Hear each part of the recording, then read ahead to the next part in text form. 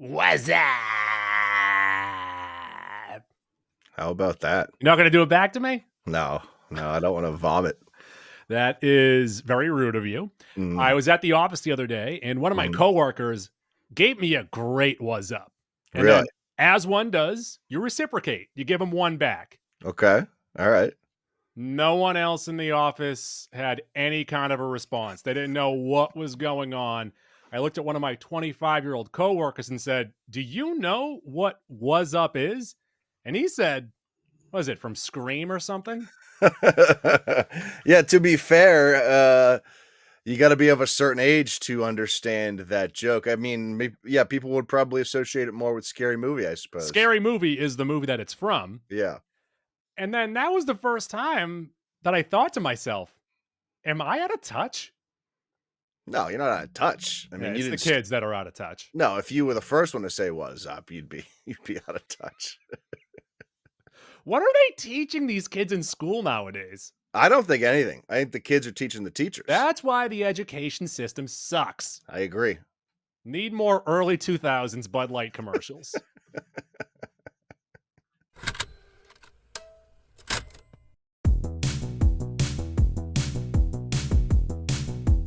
One goo, three, yeah! Goo, Jaws 3, Goo, King of Queens, Goo, Meryl Streep, Goo, Entertainment. I'm Goo. And I'm a Mac. And we are the Mac and Goo program. We bring you What's Up? We will be bringing you some 1999 shortly, actually. So Yeah. that's really poignant today. Today we're doing the greatest invention of all time. What have you been watching lately? What have you been watching lately? Keep it short. Tell me right now. And what's fun about that song, that's Norris the Terrible. Great singer, great musician. Go and check out his work on Spotify. Is that where he is? He's on Spotify. Go and check him out there. Also, go and check him out live if you can find him. Norris the Terrible. Used to be on the Boxers. Marcus Estevez. You might know him by They're that. a band now. Yeah, they're like a band. 5-piece band. Yeah. So Wesley not in the band. whole song and dance. Yeah. We are discussing today movies. Wait, let me get back to what I was going to say. Oh, you weren't done. No, I stopped myself mid-sentence, promoted Marcus, and now I'll get back to what I was going to say. The original cut of that song is like a minute and a half. As most of Marcus's things are. Which is funny because it's Keep It Short, Tell Me Right Now. Long song, short thing. That's one of my favorite things, specifically from like a sketch show. Where you have this super long intro. Yeah. 10-second sketch, super long outro. Yeah. Irony. It's like Mac's Fashion Mac. Fashion Mac. Yeah. In the spirit of that, we are going to be discussing movies, but quickly today. We got, I don't know, movies. 8, 9, 10 movies to discuss here. And these are all movies that we watched, liked, or didn't like to some degree, but none of them deserve their own solo episode because they're either not popular enough or there's not enough there to discuss. You say that, but the first one that we will mention extremely quickly is one that is coming out today or last night, this weekend. And we did say that we'd be talking about it today, but Mac has not seen it because he is bad at doing this. But that is Kraven, the Hunter. Yeah, I missed the screening, working on opening night. So what are you going to do? And I'm not that upset about it. I think I could review this movie without seeing it. I can tell you right now, first off, should have been called Nature Boy. Oh, woo! Woo! We'll have a full review at the top of next week, but I'll tell you right now, animal CGI is dookie. Bad action editing. It's an uninteresting story.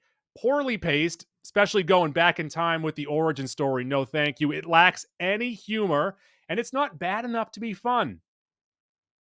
Sounds like most of the Sonyverse, right? Yeah, because I think it's competent enough. I think it's very similar to a Black Adam, where you watch it, you say it's a movie, and then you forget about it. Okay. Yeah, Black Adam was pretty meh. So this movie's meh or is bad? Super meh.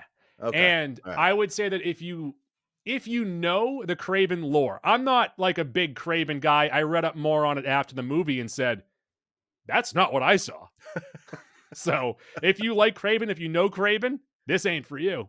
I do like Aaron Taylor Johnson quite a bit, so maybe he'll carry it a little bit. If But you're a yeah, big ATJ guy, I enjoy am yourself some sweet I abs. am not looking forward to this one, but because we got to review it, I will see it. Oh, we gotta review it. I don't want to. Don't tie my hands. Mac, very quickly, there is a special that came out last weekend, not quite a movie, but it is on Netflix. It is the holiday season. Whoop-de-doo, hibbity-dop. And Sabrina Carpenter put out her nonsense Christmas special. This is directed by Sam Wrench, and it's starring Sabrina Carpenter and her friends. Mac, who are the guest stars? Yeah, so she did like a 40 or 50-minute holiday special, so kind of longer than an episode of television, but shorter than a Singing, movie. Yeah. dancing, sketches. Yeah, and she's got some chops, some acting chops. She's pretty funny, and if you know her presence on stage and on social media, she's feisty. She gets it. She understands it. Goo would know her from Girl Meets World, of course. From the one episode I saw of her. 2 episodes. I saw the premiere, and then I saw the episode where Will Friedle came back. There you go. So Mhm. that's 2 more than I've seen. 4 musical guests are on this special. Tyla, she sings that song "Water." You would know it's a real earworm. Shania Twain hops in here for Yeah. a little doodad, and He's Mrs. Claus. I feel like Shania Twain awkwardly sang the song, but she's out there and she looks good. Mhm. Looks better than she has looked the last couple years. So that's credit for her. Credit to someone. Credit for her? What? And then Callie Uchis, I think is that how you say that one? That last one. Mhm. She got a real Betty Boop thing going on there. They sang a little duet as well. And then the final musical guest was Chapel Roan. Of course, she's fantastic. Their voices together are fantastic. Other stars that popped up in here were Cara Delevingne, Sean Astin, Kyle Mooney, who we'll talk about in a second, Jillian Bell, Quinta Brunson, and Megan Stalter. So it's a fun little 40, 45 minutes, passes the time, couple skits, few songs. It's a decent little watch. Is it too much me to say that the only funny moments were the Kyle Mooney song? Yeah, I'd say that's too much you. What else is funny in it? I enjoyed the girlfriends of Christmas Past, the 3 little That wasn't they bad. were ghosted, that's So that I was the would say premise. that in general, and I just said it's not the funniest thing ever, but I do love myself a Christmas special. I Yeah. love these types of it's a throwback to the 1950s, 1960s. Paul Lynde used to always do these. I would like for slightly better sketches, but I'm into stuff like this. Yeah, no, I think it was well done. And then Yeah. to conclude it, she sings a Christmas version of Nonsense, hence Nonsense Christmas, where she changes the lyrics. And if anyone wasn't aware, this is the song she was changing while she was on tour, the outro, and it was usually very sexual. Mhm. And now, of course, on tour right now, she's doing the whole Juno position thing. So she gets it. She knows how to get the eyes on her. Only 2 F-bombs and no nudity. Yeah. Yeah. Apparently you can be PG-13 or TVMA with 2 F-bombs. Well, So she there you said go. 3 F-bombs, but she only used 2 of them. She only used 2 because maybe I was waiting maybe for that 3rd one. I was too. I was to I tease thought us at the whole end, I was time. like, I was nudging my wife. Like, she's gonna say the F word. She was just gonna lean in and go, fuck. She didn't do it though. She didn't do it. She Kind of a didn't. sellout. Goo! Yeah. Speaking of Kyle Mooney, fresh out in the theater right now is the movie Y2K, the year 2000. Goo and I were both 10 years old. This hit theaters this past weekend. Only 2.1 million in opening weekend, Goo, and no international release. So this is all domestic. It's in this weird area where it's not Christmassy, it's not holiday, and there's a lot of kids movies out right now. So not a huge audience for this. Well, it's a even though- New Year's Eve movie. That's kind of the yeah, season. okay. All right, that's fair. I think it's an A24 movie as well. So Really? Oh, yeah, Just- it is. Yes, yes, yeah. yes. So interesting things surrounding that release. This is an R-rated comedy, horror, and sci-fi subgenres here, Goo. AI, artificial intelligence, not the movie. Teen comedy and Alan teen Iverson? horror. This has a runtime of 91 minutes. And Goo, on Roddy T's, I saw this last week and I was a little disappointed.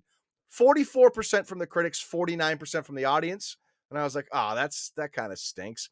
49 on Metacritic. And I was like, I'm looking forward to this. I like the idea. It's Kyle Mooney. And then I think that hurt the box office. Not that it Mhm. was going to make Buka Banana Land, Bonanza Bucks, whatever No the one fuck ever your thought it was thing gonna make is. Buku Banana Land banana bucks. But more than 2.1, I think. Right, but I will say this, and I appreciate you for doing this. You went to the theater and you Mhm. saw this R-rated comedy, so I have. bravo. I have. I And might do it myself just because we need to support stuff like this. yeah, and I think you would like it. So, a little peek behind the curtain here. A lot of what this episode is movies I have seen that Goo hasn't, or vice versa. There is one or two on here we've both seen, so we'll get to that at some point. Goo Y2K, of course, written by Kyle Mooney and Evan Winter. We all know everything about Kyle Mooney and his SNL stuff. He was also a writer on the TV show Nathan for You. I think one of the most underrated television shows of all time. Goo, you really liked Brigsby Bear, I yeah? love Brigsby Bear. Yeah. If you can take one thing from this podcast, go find Brigsby Bear. So I he think it's wrote that. 2017 or I 2018. He think so, also yeah. stars in it too. It's him Yeah. and Mark Yeah. Hamill. And he wrote it, didn't direct that, but if you're into Kyle Mooney, that's sort of your speed. It really Also is. created Awesome. the show Saturday Morning All-Star Hits, which had some very funny clips from it. Evan Winter, we wouldn't know him at all. His first writing credit, what Oh, he's good known for him. for on IMDb are an Enrique Iglesias video and a Sean Paul music video. So All the you got stars. the right temperature right Yeah. there.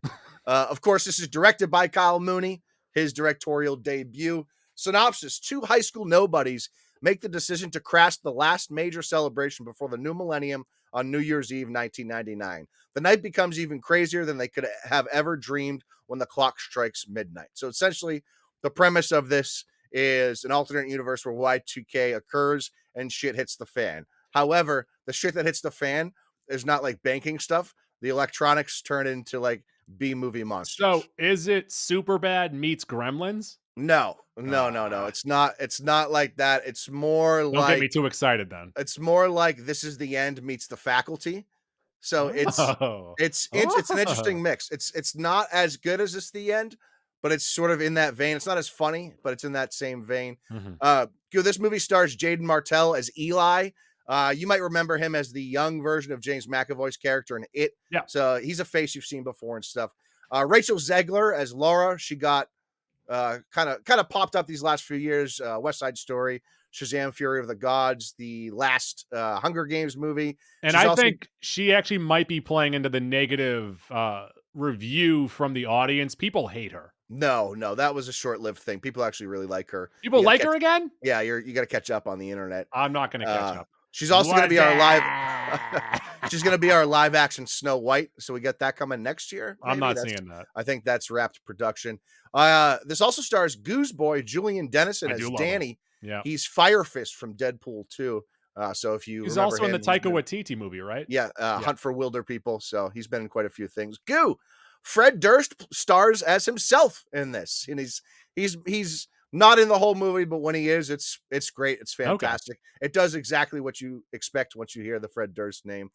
Kyle Mooney's also in this as Garrett. He's like a video store manager. The kid Leroy, a recording artist, and I didn't realize it was him in the movie. I was like, I know that face. Afterwards, I looked it up. He plays a kid named Chris, who Eli affectionately calls Soccer Chris the whole time. And then playing Eli's parents are Alicia Silverstone and Tim Heidecker, which I really liked. Alicia. I think that's what I said. You said Alicia. No. Who knows? Alicia. Goo, first things first. I saw this at Apple Cinemas in Fresh Pond. I haven't been to that theater in years. They have the greatest popcorn delivery system I have ever seen. Go on. It looks like it's like a double wide claw machine. So picture a claw machine, but double wide. Yeah. And then it's got dispensers like mid mount for the popcorn, and right next to it, the butter. So you can dispense butter, and you do it all yourself. It's fucking phenomenal. It's really, really good. It's almost worth going to the theater just for the popcorn. Is it hot and fresh? It's hot and fresh, baby. Hot and fresh. But it's in a machine. Is it popping while you're doing it? No, so they probably pop it and pour it in there. So I guess it's maybe So more hot hot. 5 minutes ago. Maybe So- not as hot as it could be. So let's say it's 70% hot, 30% fresh. Yep, but you have total control of the buttering, which matters more to me. I'm not a butter boy though. Yeah, well, maybe don't go to this theater then. It's a selling point, that's for sure. It even says it on the door of the Fresh Pond movie theater. If you don't like butter, don't come in. Like I said, Goo, this movie, whilst watching it, I was like trying to compare it to other things so people may want to go see it. And I sort of came up with This Is the End meets The Faculty. Everyone knows This Is the End. The Faculty is that, I think it's 1998, Josh Hartnett, like teen horror kind of comedic Okay. movie. It's like time and place for that. And Mooney's trying to capture some of that because we are in 1999.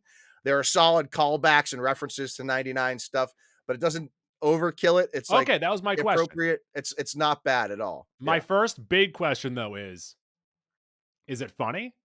It is funny, but not Oh, hilarious. So okay. it's like comical. Disappointing, but It's like okay. comical, but not laugh out loud funny. There are some laughs But throughout, which is it why. doesn't over rely on references from the late 90s. No, no, and that's Okay. why I also said it's like not as good as This Is the End, because This Is the End is hysterical, and this It doesn't is. really have any scenes like that.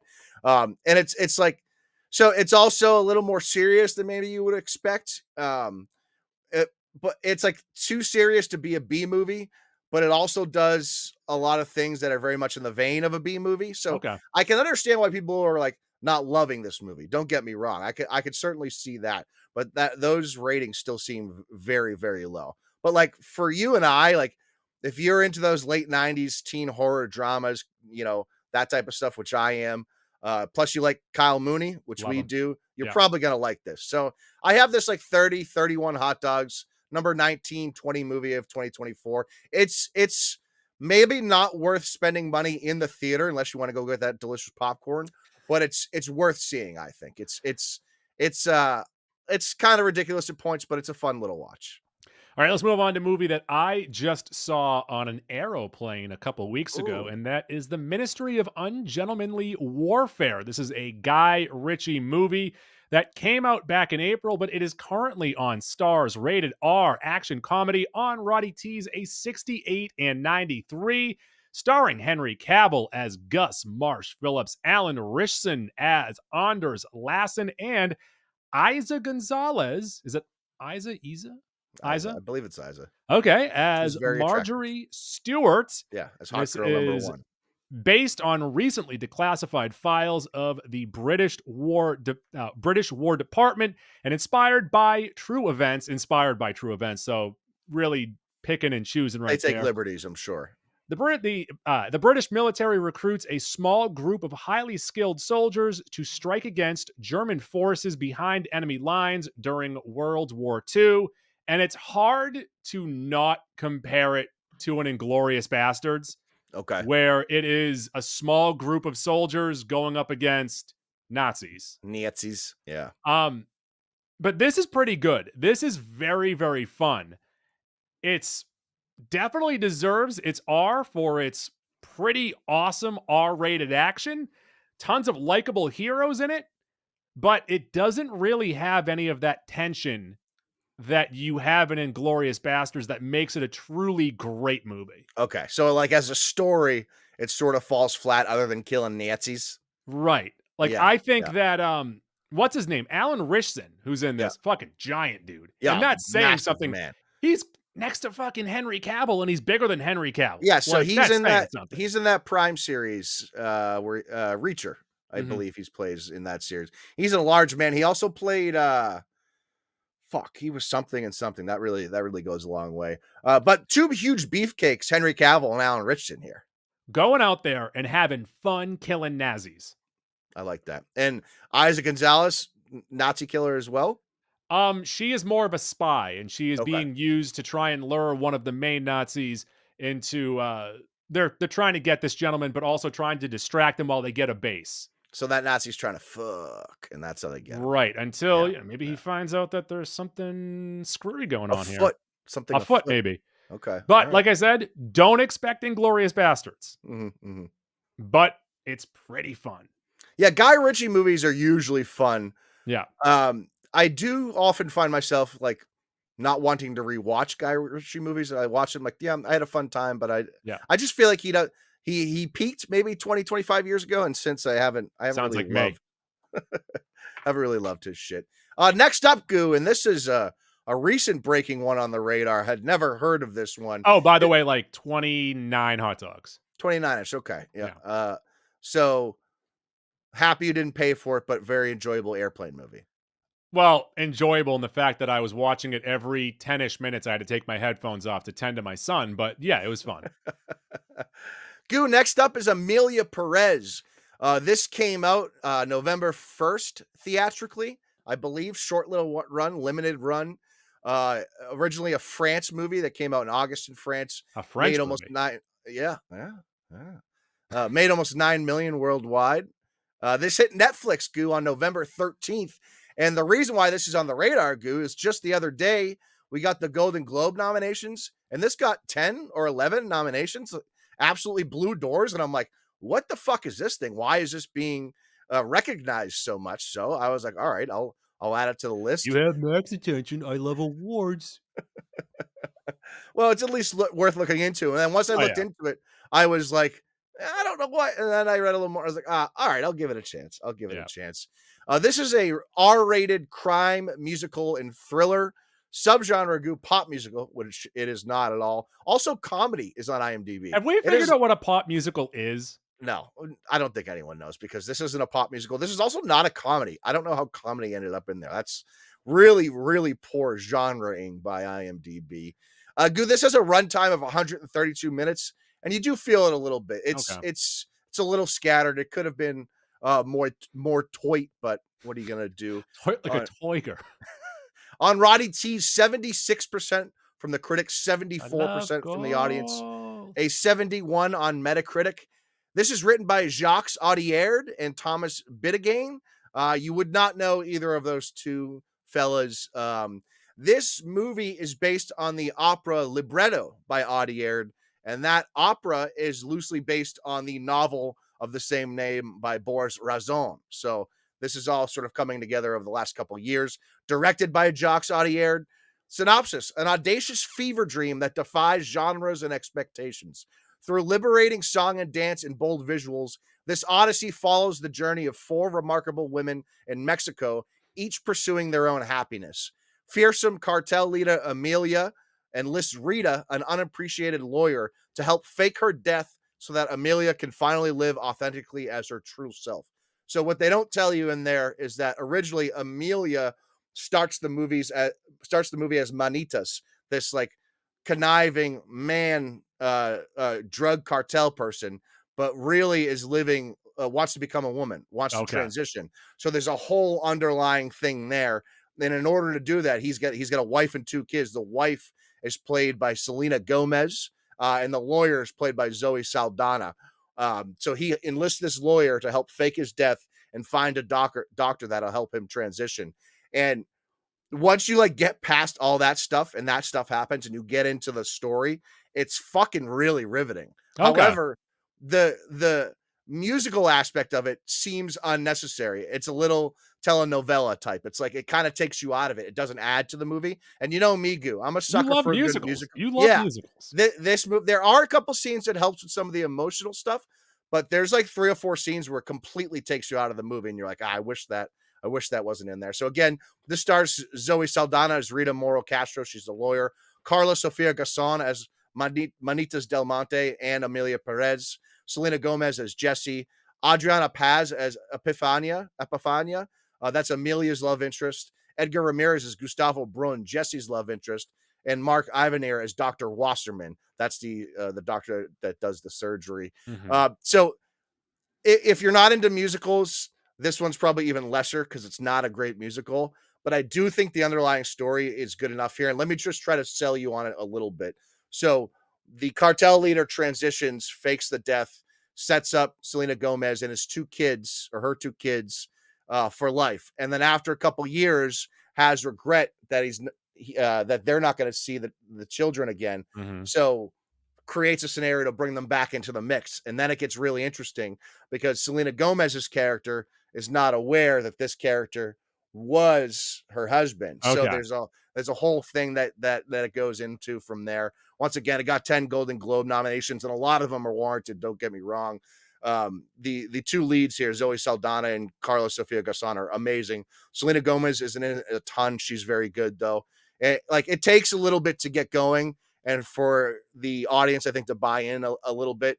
The pacing doesn't help, but if you can tolerate those caveats, and they are big caveats, there really is a truly compelling story here. Like, I was left thinking, I was a little disappointed because I feel like the best version of the story, maybe not a 40 dogger, but like a 37, 38 dog movie, could have been really, really great. And it doesn't quite get there, but because the idea or the story is so intriguing, Yeah. it just keeps you interested the whole time. So I got it like 31, 32 hot dogs, top 20 on the air, 14 or 15th.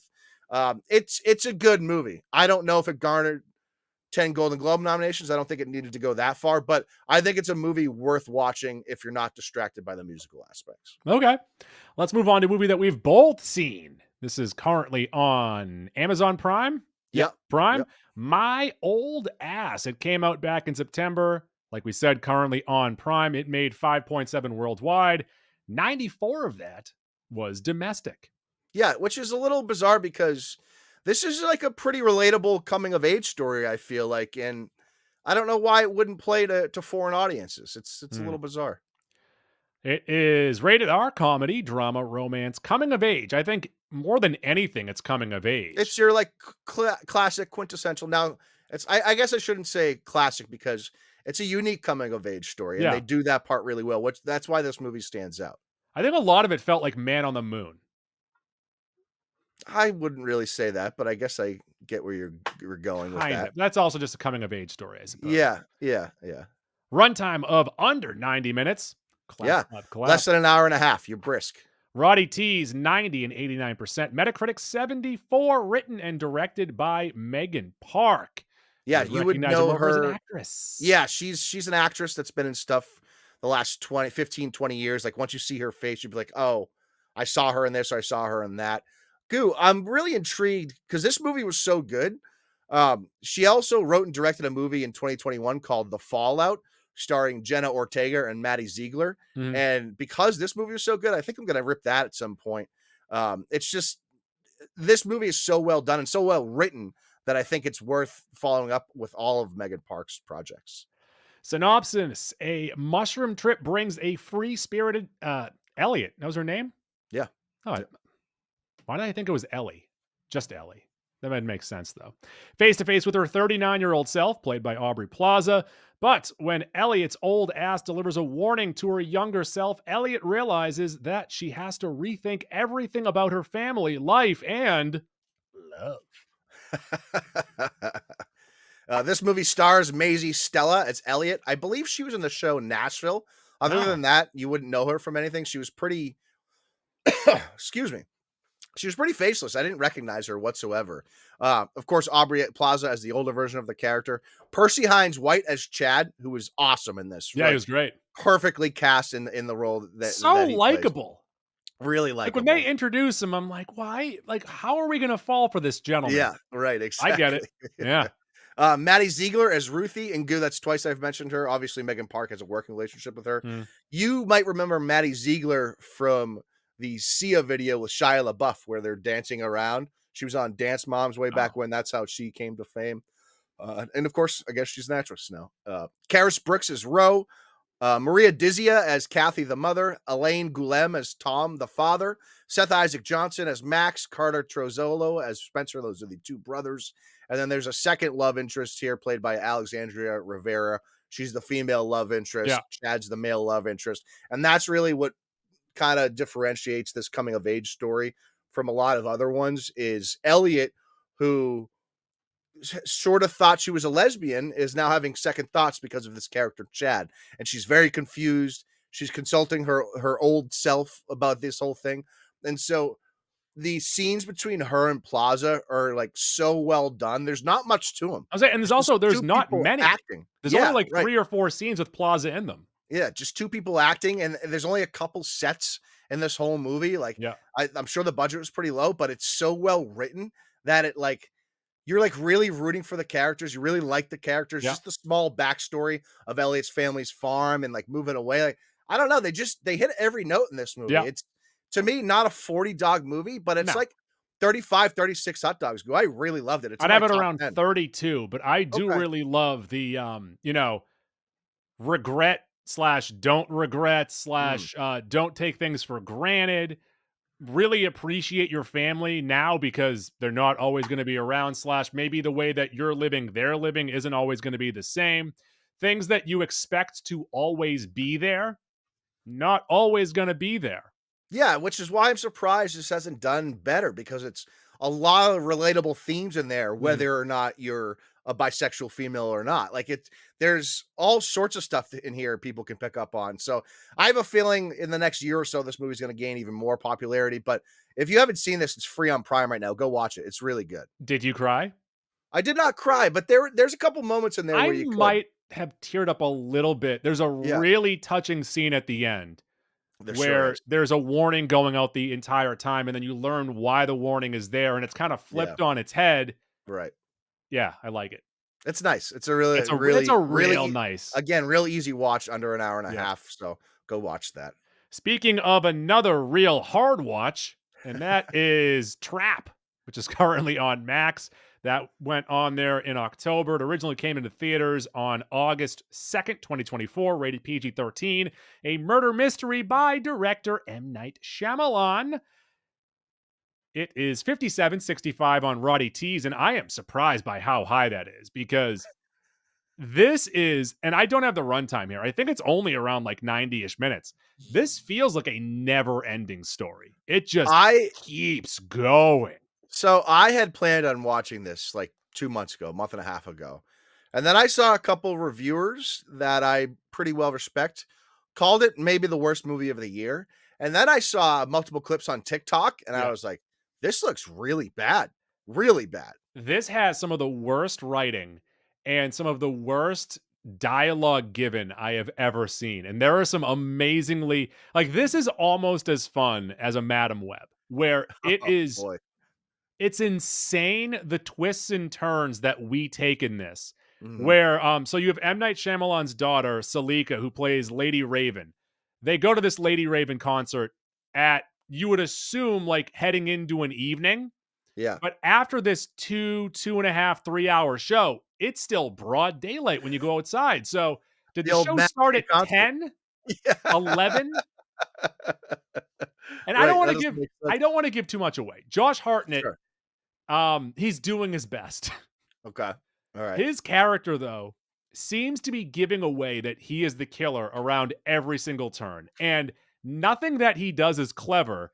It just seems like everyone around him is just really, really stupid. I Oh, want that's you to annoying. watch it That's why because I don't want to watch it. you are someone who understands protocol and like how, I mean, do you know how to catch a killer in a stadium? I feel like you would at least understand it. I think I could devise a plan that might work. Within the first 5 minutes, I'm like, this guy should be caught by now.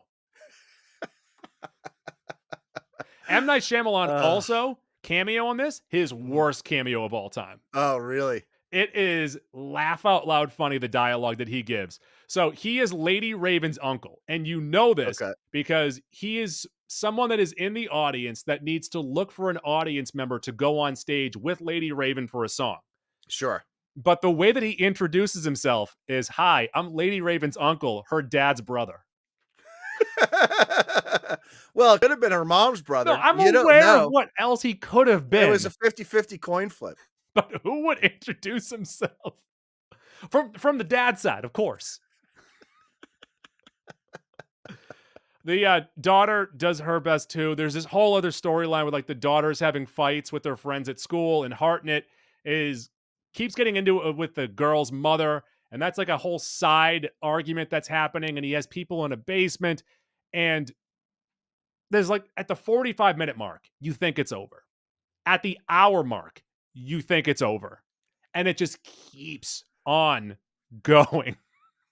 The concert is just preposterous. There is just no concept of daylight, and Mhm. the amount of switcheroos are just asinine. You have this, like, Lady Switchback. Raven Switchback. is a Lady Gaga, Okay. Taylor Swift level superstar. Gotcha. Gotcha. And I'm not trying to give anything away, but she ends up back at Josh Hartnett's house. I've seen the scene on TikTok with the phone in the bathroom. Yes, and Yeah. she is the one that gets him captured by the FBI because the FBI can't figure it No, out. of course not. And after the FBI takes him in, He gets out easily, barely an He's a smooth inconvenience. talker. And then you find out how they eventually found him. And you're like, how did no one else do this? This guy is so sloppy in what he does. But the one thing that he does tight, that he does extremely well, Hartnett eats pie extremely efficiently. Poontang pie? No, like a key lime. Key lime. Key lime. No, like a Keemlai. Key lime. Okay. So he James Franco's it, huh? Yeah, this thing sucks. Oh boy. So bottom 3 of the year, bottom 5 of the year. Where's this fall for I you? think I have it bottom 6 because There's I some really bad movies this year. yeah, I counted those Christmas movies, Okay. but I So, think I have it don't right bury the above lead. that. Okay. But I don't have it as low as, say, like Joker or Kinds of Kindness. So I have it 33, just above the Christmas movies, Garfield, Ghostbusters. Yeah, and that's not 33 hot dogs, by the way, folks. That's 33rd No, on the this year. is Yeah. this is well below the equator, and I'd have it Yeah. around like 15, 14. Okay. It's kind of fun at how ridiculous it is. Okay. But got it. a first time watching through, you feel like it's going to end multiple times, and it just won't do it. That's very frustrating. That's a Yeah. very frustrating movie to watch, that's for sure. I want you to watch. I don't think I'm ever gonna watch. Next up, 2 movies actually. Watchmen Chapter 1 and Chapter 2. This is a 2-part, I guess, sequel situation, but it's really one long movie that they cut into 2 parts. As everyone knows, the Watchmen graphic novel is a very long, I think it's like a 12-part graphic novel that Zack Snyder turned into a cinematic movie in 2009 that I actually really like more than most people. This is based off the same source material, is a little more faithful. I think it might even be a straight adaptation pretty much of what we get in the graphic novel. So the first one was video on demand August 13th. You had to pay like $4.99 for it. Did not hit theaters. The second one on November 26th. Reason why I watched these is because the first one hit HBO Max on November 18th. So for free if you have Max. Oh, that's cool. I liked it so much that I paid for the second one when it came out a week later. These are both rated R, animated action, drama, mystery, sci-fi. Of course, we don't have to really sell you on Watchmen. You kind of know the story, but dystopian sci-fi, superhero type of stuff. Chapter 1 is 83 minutes. Chapter 2 is 90 minutes. Crisp. Cumulatively under 3 hours, but it keeps it moving. It's I'm pretty sure this is shorter than Zack Snyder's one movie, so that's pretty good. No, but I also love when they do shit like this, where it's the 2-part of the graphic novel. They've done this with The Dark Knight Returns, and they've also done it with Long Halloween. I didn't love the Long Halloween one, but the animated 2-parters that equal out to roughly 3 hours. Yeah, I think it's more palatable that way. Yeah. I agree with you. On Rotted Tees Goo, Chapter 2 doesn't have enough reviews on either side to get a number yet, but Chapter 1, 92% from the audience, 80% from the critics, Okay. so really strong. For reference, the Snyder film had 65% from the critics, 71% from And the you audience. love that movie. I don't love that movie, but I enjoy it. This is definitively better. On Metacritic, a 71. The Snyder film had a 56. This is written by J. Makari Stasinski, and of course, based on that graphic novel by Dave Gibbons and Alan Moore. The 2 directors here are Brandon Vietti and Vinton Hook. Heck. Vietti. Big week for Synopsis. Italians, right? Yeah, huge, massive. Yeah. In an alternate 1985 America, the murder of a government-sponsored superhero draws his outlawed colleagues out of retirement and into a mystery that threatens to upend their personal lives and the world itself. This stars Matthew Reese as Dan Dryberg / Night Owl, Katie Sackhoff, we all know her as Lori Juspachik / Silk Spectre, Titus Welliver as Walter Kovacs, Rorschach, Troy Baker as Adrian Veidt, Ozymandias, Adrian Barbeau as Sally Jupiter, Laurie's mother, the other Silk Spectre, Michael Cerveris as Dr. Manhattan, Jeff Pearson as the older version of Night Owl, and Rick D. Wasserman as Edward Blake / the comedian.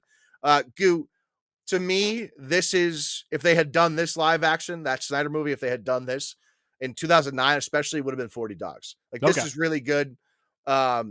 Maybe the animation will turn you off. It's not the best animation you've ever seen, but it's specific. It's doing a job. I really liked it. I got these. I'm just going to rate them together, even though they're technically separate because they felt the same to me. Yeah. I think it's about 35 hot dogs. Nice. Borderline top 10 on the High year. praise. Yeah. It's really good. So if you like animated comic book superhero shit, this should be right up your alley. At the very least, rip the free version on HBO Max. Shout out Troy Baker, one of the voice actors here. He's played Batman in the past. I think he plays Batman now. That He's Kevin Conroy, also and then Joker too. he's the voice actor on the HBO Max show that's coming back next year that we all loved with Harley the Quinn. no. It's like Pedro Pascal's playing the father figure, and then what's the name? It's based on a video game, Naughty Dog. Last of Us. Yeah, Last of Us. So Oh. Troy Baker is the voice actor in the Last of Us video game. Oh, cool. Yeah. Yeah, if you played Arkham Origins, Troy Baker was the voice of Batman and the Joker. Wow. Yeah. So this guy's got a hell of a fucking voiceover career here. Everyone's like, it's not Mark Hamill and Kevin Conroy. Yeah, this is one guy doing it. Yeah, it's pretty impressive. It's pretty impressive. It's not as good, obviously. It's like, Sure. someone who's a really good cornerback and really good wide receiver. Would you rather have an elite? So this versus is one like that could Travis do- yeah, Hunter. We don't quite have Randy Moss and Deion Sanders, but we do have Travis Hunter. Right. Let's get to a little movie that dropped in November on Netflix, and that is Hot Frosty. 81% on Rotten Tomatoes. It only has 32 reviews, and I'm not sure who reviewed it on Roddy T's. 52 from the audience. Rated TVPG. So keep that in mind. That might have been what kept the people away. Directed by Jetty Cisaretti. Is that would what be you would say? Chickariti. Chickariti, are you sure? Yep. Chickariti soup. Starring Lacey Chabert. You would know her from the early 2000s. You would know her from My Wet Dreams. Dustin Milligan, you would know him from Schitt's Creek. He was the eventual husband. Wait, he doesn't marry the daughter, right? He leaves. Oh, the bearded guy? Yeah, the veterinarian. Oh, Ted. Ted leaves. I don't think They don't they get get together. married. No, they don't. Believe so. Yeah. So he's in this. Joe Lloyd Trujillo, who is in Brooklyn Nine-Nine. Everything you got. Katie Mixon Greer from Eastbound and Down. Mm-hmm. When did she add the Greer? I don't know. You think it's Rusty Greer? And then finally, Craig Robinson. Judy Greer. So Craig Robinson. So that's a pretty good little Heck of a character cast. actor staff right there. Yeah. This thing is trying so hard to be funny. And maybe that's what they're trying to appeal you with is the effort Yep. and the talent that they have. And they're just trying to pull your teeth out and get you to laugh. Mm-hmm. This is about a widow, Kathy, played by Lacey Chabert, who magically brings a snowman to life. Played by What's his name from Schitt's Creek? Okay. Dustin Milligan. Gotcha. Yeah. His innocence helps her heal and find love again. They fall in love. And every old lady in the town thinks this snowman is the hottest thing going. Yeah. They bond before the holidays, but he is doomed to melt because Craig Robinson arrests him and puts him in a really hot jail cell. So is he in snowman form the whole movie? He's only in snowman form the first 5-ish minutes of the movie. Then he's brought then he's to just life. a regular guy. And then there's about 10-ish minutes where she thinks he's just a homeless guy, but she's letting him stay with her. Okay. Then everybody that she tells from there on out, she's like, oh, that's the snowman that was in front of the building, but now he's alive. And they're like, okay, cool. And they just go along with it. Yeah. This is not very good. The entire time was just questioning, is this real? Am I being punked? Is this just real life? I needed to know if I could count this as a movie because I'm not sure if it is. Well, here it is in our episode, so I suppose. Did the people like it? Did the people enjoy this? It's very So you're saying this comparable- is worse than Trap? Oh yeah, this is way worse than Trap. This is comparable to the Lindsay Lohan Christmas movie that came out a couple years ago where she gets amnesia from falling down a ski hill.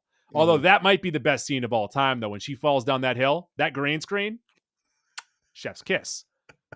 This doesn't really have any of that, like, so ridiculous, like that one scene that really pops at you and like, this is really fun. This isn't even that fun. Does Craig Robinson play the keyboard at all? No, he plays a cop that thinks that his main job is to keep the streets clean. So he needs to get this Santa Claus or this not Santa Claus, this fucking Frosty off the Yeah, streets. gotta get this homeless guy off the street. Yeah. This thing stinks. Hmm. But I would take it over Joker and Kinds of Kindness. So only third worst movie. Oh, so you have hold on. So you have Madam Web above this. So Madam Web is last. But I'm going Okay. to tell you this right now. All right, fair enough. If I'm picking my top 10 movies of the year, Yeah. Madam Web is number 5. I just wanted to clarify where Madam Web was there. Okay. I have it on the And- bottom just to know where it is. So did you finish this movie and you say, you know what I need is another Netflix movie? Well, so we did watch this the week after, but while watching this one, I was on and off my phone. This is a real tough one to pay attention to. My wife yelled at me. I don't think I missed anything. No, you didn't. No. Definitely didn't.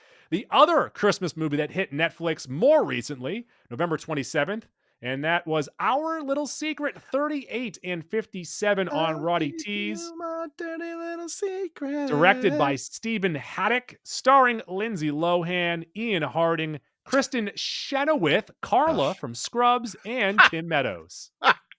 So you cared enough about this movie to put Carla from Scrubs. When she popped on the screen, I was like, wow, good for Carla. Carla from Scrubs. I used to Right. love. The only redeemable thing to me about Scrubs was Carla from Oh, Scrubs. Scrubs is coming back, guys. Yeah, they're trying. They're trying. Someone to. had an amazing meme where they put Mr. Burns and a mustache over all of the cast of Scrubs, and they called it Snrubs. Don't like that. You wouldn't Good, get when- it. It's a when you- great joke. So Mr. Burns shows up to a town hall meeting with a mustache on, Sure. and they say, "Who are you?" He says, "I'm Mr. Snrub." When you read Ian Harding, I was thinking Ian Ziering, which could have made this Ah. movie better. This movie is competent enough to actually call it a movie. Like this Oh. is a real rom-com. So Our Little Secret greater than Hot Frosty. I don't think Hot Frosty's a real thing. Okay. This is definitely a movie. And I would say that Lindsay Lohan is slowly growing her chops back. Oh. She in this movie likes to eat. I can compare with. I understand that. Mm-hmm. She eats. Oh, at one point, Kristen Chenoweth's like, you ate 12 cookies in one sitting? Fucking easily. All of us can. hate Kristen Chenoweth. Yeah. This movie though has a what's that dumb romantic comedy that you like with Steve Carell and Ryan Gosling? I'm not going to answer that question. Crazy Stupid Love. I'm This not going to movie, dignify that question with a response. this movie has a scene that is trying to be Crazy Stupid Love when Drew Carey's brother gets into the fist fight, and they throw every possible scenario at the wall. Yeah. None of it is very funny, and none of it is shocking or like there are no guffaws in it. Sure. And then the end is kind of ridiculous. But it's a real movie. It's about Lindsay Lohan and one of her ex-boyfriends. They eventually break up after the boyfriend proposes, and they date two separate siblings. They end up showing up at the same Christmas party, and they're like, uh-oh. And Kristen Chenoweth is the mom. So this is still bottom 6 of the year, though, you're saying. Bottom 10, I would say. Bottom 7. It's not good. I'm not a huge romantic comedy guy, but this is a movie. Okay, fair enough, Goo. A movie I watched that I didn't really care for was I Like Movies, ironically enough. That's So weird because this- that feels like that's right up your alley because you like movies. This was the movie I spoke to you a couple weeks ago about. Maybe it was on Dump, just mentioning that it had actually debuted in 2022 at the Toronto International Film Yes. Festival. You didn't tell me what it was about. You just said, I watched this movie from 2022. Can I count Yeah. it for 2024? And I said, is it a movie? Well, so here's how it is. It got released Movie's in right in the Canada. title. It's right in the title. So yeah, it's a movie. It got released in Canada last year. It got a limited release in the US this year. It is currently video on demand. You got to pay for it. And I only did this That's bullshit. because I started looking like, all right, what are some of the year-end best of lists? And this was on a couple lists. So I said, you know what? I'll watch I Like Movies. This is a PG-13 comedy and drama, a coming-of-age story, Gil. We've already talked about one. This is worse. Still short, though. Runtime of 99 minutes. But why this is intriguing and why I pulled the trigger is because on Roddy T's, Whoa. 100%. 100% How from many the critics. reviews? I don't know. 100% from the critics, 79% from the audience, a 76 on Metacritic. So I'm like, you know what? This might be right up my alley. Coming of age that the critics really liked. I might be into this. Written and directed by Chandler Lavac. You wouldn't know anything he's done. However, if you do watch this and like it, he's currently in Do you post-production on only watch movies created by French auteurs? this guy's Canadian, actually. But French Canadian? Possibly. He's currently in post-production on a movie called Mile End Kicks. Mhm. So if you like this, maybe go see that at some point whenever that comes out. I know Goo will, because that is a rom-com starring Jay Baruchel. Synopsis of this movie: Lawrence Queller, a socially inept 17-year-old cinephile, gets a job at a video store where he forms a complicated friendship with his older female manager. So basically, you have this high school kid who's a film snob. He's kind of a dork. No one really likes him. At school, he's working on like the year-end film project, the video yearbook, for lack of a better term, with his best friend.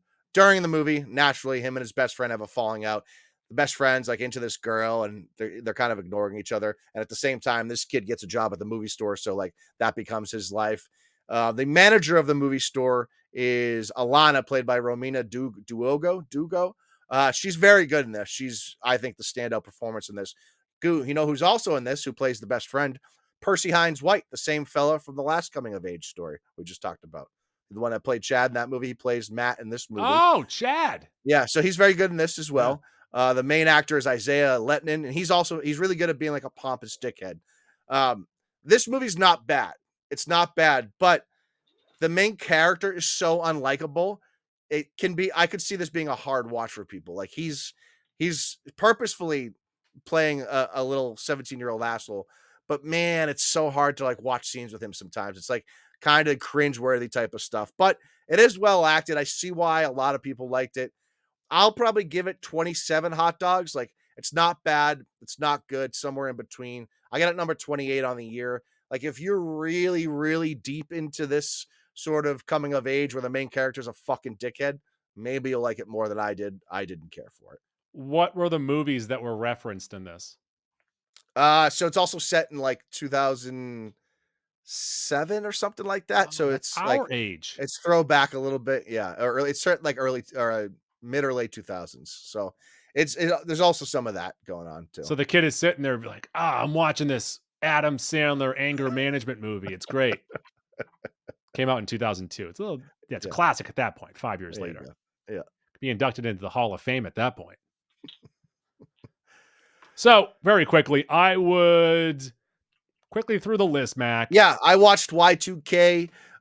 If you are into, movies like This Is the End, but Mhm. maybe not as good, you might like it. If you like late 90s teen horror comedy dramas, you might like it. I would give it a thumbs up, but probably not worth paying for. I watched Kraven at the theaters. I'm only going to ask you to watch it so that you can talk with us about it on Monday because we need your listens. Otherwise, you can still listen anyways. We're going to talk about it. Please listen. Like, subscribe, review. Smash that button right here. Sabrina Carpenter's Nonsense Christmas was pretty fun little romp. I don't know how much I loved it, but I love the idea of it. We'll give it a The thumbs up. Ministry of Ungentlemanly Warfare is a fun little Nazi hunting movie with beefcakes having fun killing them. So thumbs up. Yeah, thumbs up. I watched Emilia Perez. It's currently on Netflix. I give it a thumbs up, but it's not a recommendation for everyone. It is a movie that is for a certain type of crowd. If you're not into musicals at all, this isn't for you. Even me that liked musicals, it was a hard sell, but eventually it came around. But because of the award buzz, it may be worth watching. I really liked, and Mac loved My Old Ass. Yes, highly recommend. That's Yeah. currently streaming on Prime. Trap might be so bad that it's fun. There's a lot of ins and outs, and the movie just could have been over so many times. And you That's really question how these people got their jobs. This is on Max. I probably will never watch it. Please watch it. I watched Watchmen Chapters 1 and 2. Chapter 1 is on Max right now. Chapter 2 is video on demand. I highly recommend both. Both really well done. If you are craving A hunter? a faithful adaptation of the graphic novel, this is right up your alley. I highly recommend. I watched a Christmas 2-pack on Netflix. One, Hot Frosty. I just want you to tweet and say real or not real. Was it a fever dream? And then also Our Little Secret, which is if you have free time, you want something Christmassy, it's fine. It's not very good, but it's a Good enough. movie.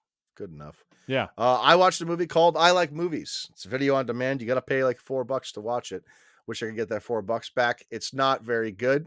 It's not very bad. It's somewhere in between. It's not for me, ultimately.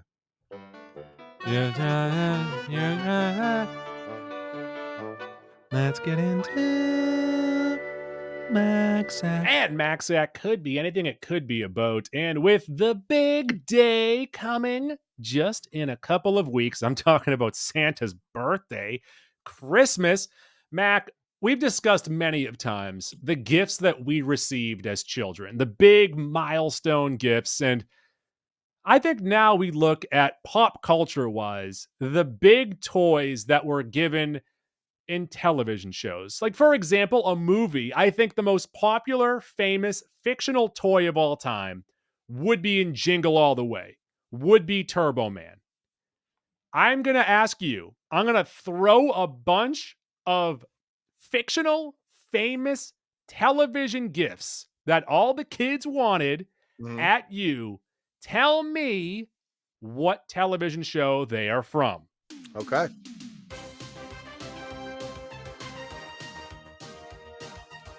All right, Mac, the first one on the board here I will ask you, and this one is pretty simple.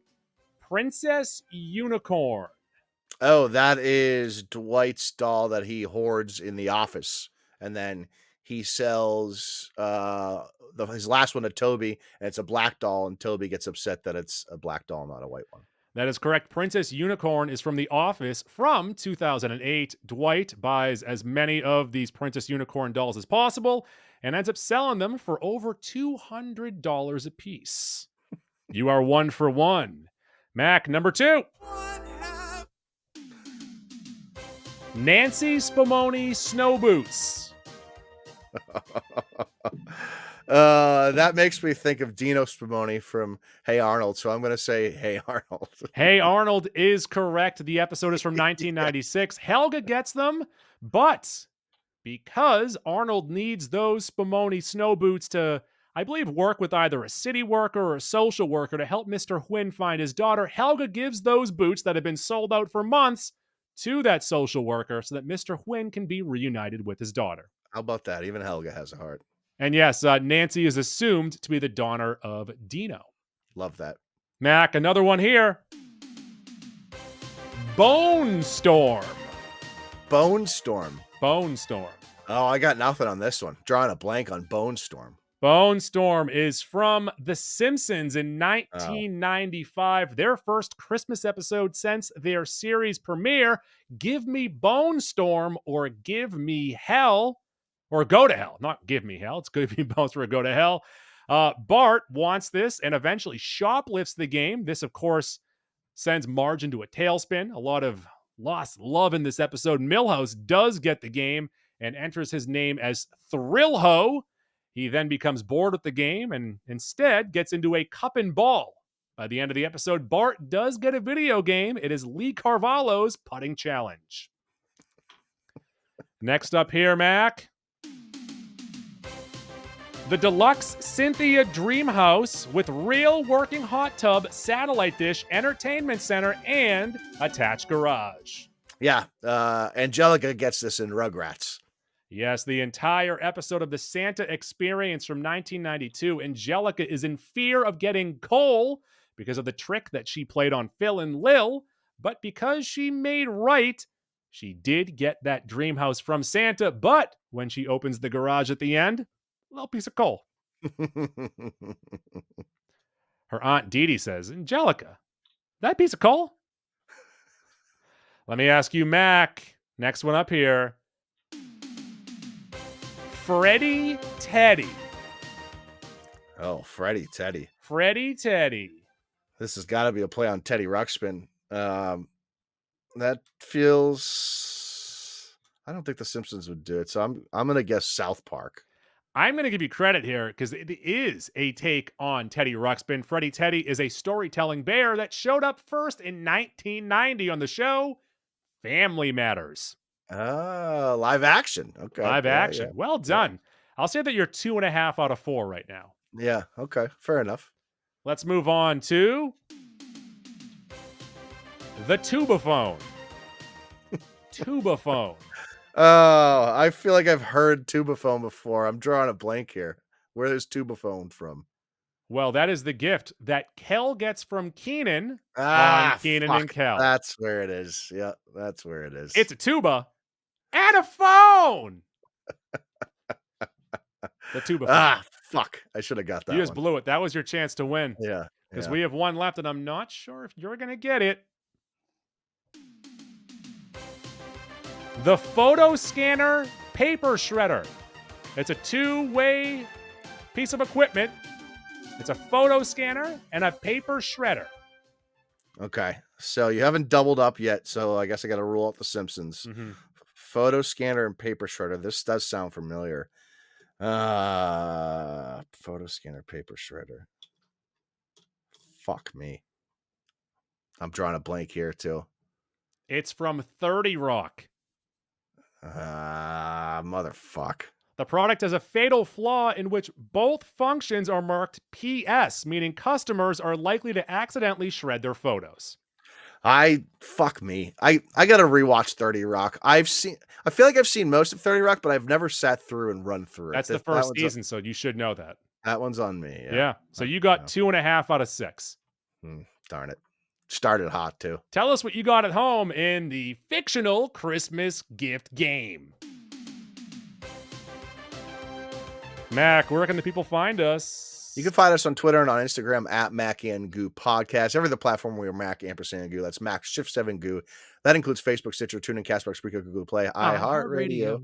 We're on Spotify, but more importantly, we're on Apple Podcasts. Get on there, rate, review, subscribe, 5 stars. If you do that, we'll get you a free Mac and Goo t-shirt from the folks over at Watertown Sportswear. That's Watertown Sportswear on 34 Mud Auburn Street, Watertown, Massachusetts. WatertownSportswear.com, extra screen printing and embroidery. tpublic.com, merch. Merch. It's the holiday season. I think if you order something right now, you'll still get it by Christmas time. I ordered a bunch of stuff earlier. Of course, it's the annual Get My Father-in-Law something with a cool little photo of him and his grandson on there. I also like that. Found a nice Yarmur Yager t-shirt, a nice Pavel Bure t-shirt. Ooh, I bought like those. that. I'm a big Pavel Bure guy. Yeah. Did you get Canucks? Canucks, yeah. Yeah. I mean, I don't mind him on the Panthers. That's not bad. Yeah, he had a couple good Panther years too. Yeah. It's a t-shirt. It's not a jersey though. Keep that. Yeah. Was he on the Cup team with Van Beesbrook? No, because he was still on the Canucks. I thought so, because that was like 96. So he was on the Canucks when they made the Cup final in 94 and lost to the Rangers. And then he was not on the inaugural Florida team that went to the Cups and lost to the Avs. I believe they were swept. I think the Avs were not a new team, but that's when they just moved from Quebec. Because did the Avs win that year? Yeah. 96, right. Yeah. Also, I have a little bone to pick with Fanatics, the NHL shop. Sure. Where are all of my European players? There is no Jaromir Jagr stuff. He was on like 100 teams. You could sell a jersey for all of them. There is no Dominik Hasek. There is no Pavel Bure. Yeah, wow. I have to settle on eBay and just hope that what they send me is good. I used to buy low quality jerseys. I kind of stopped now because I got too many and I don't have too many opportunities to wear them these days. But when I was a young lad and money was low, I had low funds. Yeah. I found a couple of Chinese websites. Yeah. And for the most part, they were good. I'd say they were about 80% good. The worst one I ever got was a Steve Nash Santa Clara jersey that it's supposed to be like a maroon and white. Mm-hmm. It was like bright red. It was so bad. Like I never wore it once. I was so disappointed in myself. I was in Jersey over the weekend. First up, I saw Frank the Tank. Yeah, that was awesome with his hot dog hat. Yep. So I was in the American Dream Mall, the second biggest mall in America. I went to the Champs there, and they had a 50% off rack. And at the moment, at that time, I thought I was dealing with some low funds, so I wasn't able to purchase this. But they had for $60 a beautifully stitched Nets Kenny Anderson jersey. That's a good one. With the blue and the red. Yep. I couldn't pull the trigger because I didn't know what was going to happen money-wise. Imagine you what'd you spend our last dollars on? Got this Kenny Anderson jersey? Are you a Nets fan? No, I actually kind of Babe, hate them. babe, we got Matsui. Exactly. All right, so check us out next week for Kraven at the top and then a news dump. And then we have Christmas week. Yeah, and Sonic and something else Christmas and Mufasa. Nosferatu. And Mufasa and Nosferatu. Nosferatu. Wow. Yeah. So that we might be loaded up with year-end movies, and then we'll have to figure out. I think I'm up to 45 movies, so I'm quickly approaching 50. I'm at 41.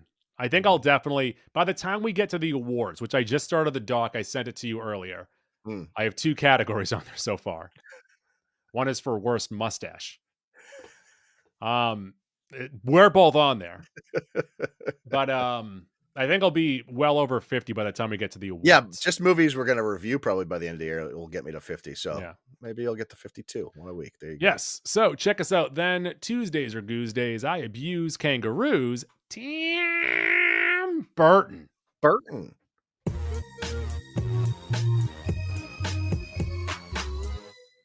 Please flip the cassette over to side B to continue the adventure. Now it's time for girls jumping on trampolines.